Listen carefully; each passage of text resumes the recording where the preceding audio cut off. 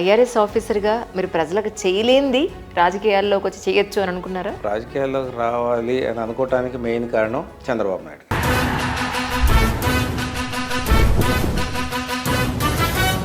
Vision 2020 అని మీకు గుర్తుండే ఉంటుంది. మోస్ట్ ఆఫ్ దెమ్ సక్సెస్ఫుల్ అయిపోయింది. దానిలో సాఫ్ట్వేర్ ఇండస్ట్రీ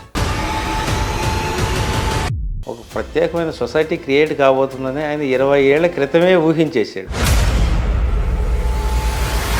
ఒక సివిల్ సర్వెంట్ డిగ్నిఫైడ్గా మాట్లాడితే ఏమంటున్నారు ప్రజలు? ఎందుకంటే మిగతా వాళ్ళందరూ బ్లడ్ ఉడికిపోయేలాగా అవతల వాళ్ళని రెచ్చగొట్టే విధంగా అంత గట్టిగా మాట్లాడతారు.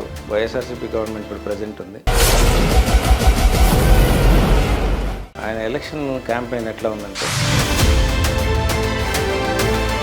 అనే విషయం చెప్పండి. చక్కగా తిడుతుంటే విజిల్స్ వేస్తున్నారు. ప్రజలు ఎప్పుడు కూడా ఏ వ్యక్తిని వద్దనరండి, వాళ్ళ ఆక్రోషం చూపించేది ఎలక్షన్లో చూపిస్తారు. బాబు గారు సూపర్ 6 ఏమిటో స్త్రీలకు ప్రత్యేకంగా బ్రహ్మాండంగా రిసీవ్ చేసుకుంటున్నారు. ఇప్పుడు తెలంగాణలో పెట్టి ఎన్నో కొన్ని ఇబ్బందులు చూస్తున్నారు సార్. అక్కడ ఒక 20% సమస్యలను చూసి 80% బెనిఫిట్ పొందే స్త్రీలని మనం ఇచ్చేయకూడదు. ఇక్కడ సివిల్ సర్వెంట్ ఎంటర్ అయ్యారండి. ప్రభుత్వం ఇచ్చేది 20-25% అయితే ప్రైవేట్ సెక్టర్ ఇచ్చేది 75%. మీరు ఎక్స్ప్లెయిన్ చేస్తే ప్రజలకు అర్థమవుతుందా? అర్థం అవుతుంది. పారిశ్రామికంగా మీరు అభివృద్ధి చేస్తానని చెప్పి మీరు అన్నారు. We have automobile industries like Hyundai. Imagine if you can establish 1000 employment ఇక్కడే క్రియేట్ చేస్తారు. చంద్రబాబు నాయుడు గారు ఒకప్పుడు పాడి పరిశ్రమ ఇక్కడ పెడదాం అన్నప్పుడు ఏం చెప్తున్నాడు ఈయన నవ్వారు. 10,000 లీటర్లు ఉండే పాడి పరిశ్రమని ఇప్పుడు 10 లక్షల లీటర్లకు తీసుకెళ్ళిపోయారు. నగరి నియోజకవర్గంలో చేనేత కార్మికులు వీళ్ళందరికీ ఉపాధి కలిగినట్టు ఉంటుంది. ప్లాన్స్ అయితే బ్రహ్మాండంగా ఉన్నాయండి. మేము ఎలక్ట్ అయ్యి వెళ్ళాలి తర్వాత. కానీ ప్రజలకు మీరు సేవ చేయాలని అనుకుంటే మీ దగ్గరున్న ఎంతో కొంత ఫండ్తో సిఎస్ఆర్ కిందనే మీరు చేసుకుని ఉండొచ్చు. కానీ వై అధికారం, వై రాజకీయాలు అంటే ఏం చెప్తారు? 3rd లిస్ట్లో మీ పేరు వచ్చింది అని చెప్పనేది అంటూ ఉన్నారు. మీరు ఫస్ట్ డే కలిసినప్పుడే మీ సీట్ డిసైడ్ అయిందని చెప్పారు. చిత్తూరు ఎంపీ సీటు గెలిచి బాబు గారికి రిటర్న్ గిఫ్ట్ ఇస్తానని అన్నారట, నిజమేనా? గిఫ్ట్ ఇచ్చే అంత స్థాయి మనకి ఎక్కడుంది? బాబు గారు ఈజ్ ఎ టవరింగ్ పర్సనాలిటీ.